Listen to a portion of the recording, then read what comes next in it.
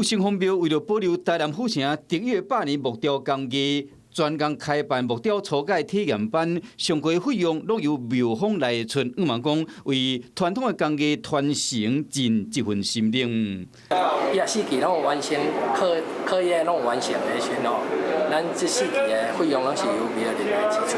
传统工艺老师刘进文表示讲，即摆雕刻课程的作品是以蝴蝶浮雕一件，互学员了解到家当入石榴的基因。伊即个作品哦，就是咱即个台南府城隍庙的那个之前的即个家当入石榴吼，即个庙道的一只蝴蝶啦吼。庙方表示讲，大家教学作品拢以简单无复杂的基卡练习为原则。希望讲，互更较侪介意工艺的朋友有机会来体验。